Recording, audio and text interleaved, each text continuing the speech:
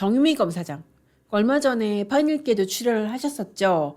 자신에 대한 강등 인사 이거를 내가 개인적으로 불이익을 받은 게 아니라 이게 얼마나 부당하고 제도적으로 위험한 그런 압박인지에 대해서 굉장히 시원하게 말씀을 잘 해주셨는데 제2의 정유미 사건이 발생하지 않도록 아예 법을 바꿔버린다. 라는 그런 소식이 있어서 들고 와 봤습니다.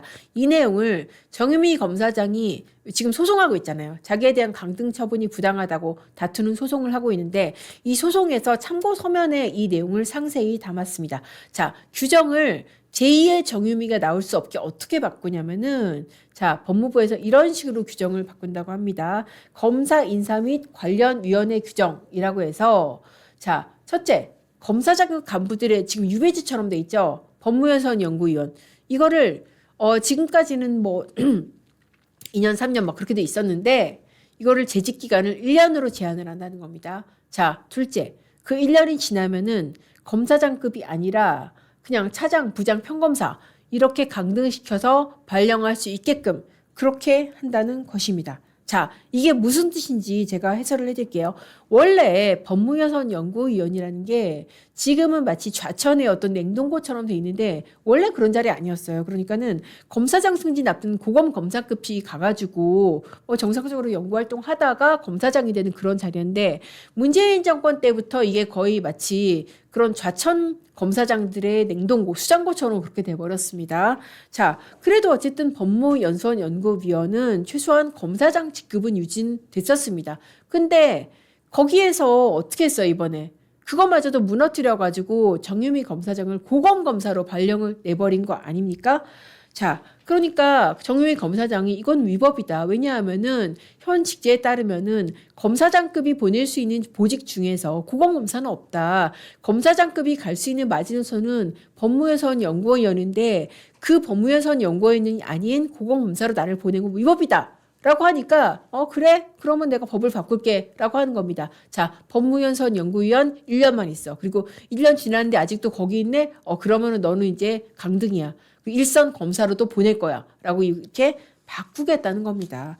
자, 잘못을 했으면 어떻게 해야 돼요? 징계를 하면 되죠. 근데 징계를 하게 되면은 이게 소송을 하잖아요. 그러면은 현 정부 법무부가 굉장히 불리해집니다. 왜냐? 정권의 말을 안 들었다는 이유로 징계를 하면은 그 징계 사유가 안 되거든요. 법원 가서 깨집니다. 그러니까 인사를 통해서 징계성 인사를 통해서 이제 말 안 듣는 검사장들을 쳐내겠다라는 그런 목적을 분명히 지금 보여준 겁니다.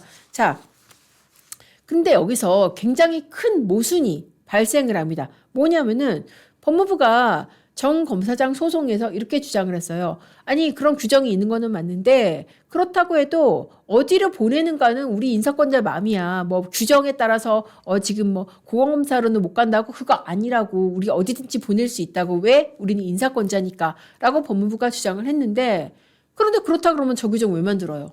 그러면은 그건 바꿔 말하면은 현행 규정에 따라서는 저렇게 법무연수원 연구위원으로 있는 사람을 검사장을 함부로 일선에 강등 인사를 보낼 수 없다라는 거 아닙니까? 그러니까 어떻게 보면은 법무부가 정유미 검사장처럼 저렇게 말 안 들으면은 한직으로 강등시켜 보내버리고 싶어서 저 규정을 만들었는데 자, 거꾸로 해석을 하면은 정유미에 대한 강등 인사는 위법이다라는 것을 스스로 증명하는 그런 개정 규정이 아닌가 싶습니다. 이게 바로 도둑이 재발전인 거죠. 그러니까 정유미 검사장이 이 점을 아주 통렬하게 짚은 겁니다. 이렇게 부랴부랴 강등의 근거 규정을 신설하는 것 자체가 이 정유미한테 가했던 강등 인사 이거는 법적 근거도 없는 불법 인사다라는 거를 스스로 자인하는 것이다. 라고 이 참고 서면에서 굉장히 시원하게 지적을 했습니다. 그러니까 재판을 해보니까 자기네들이 논리적으로 꼬이는 거죠.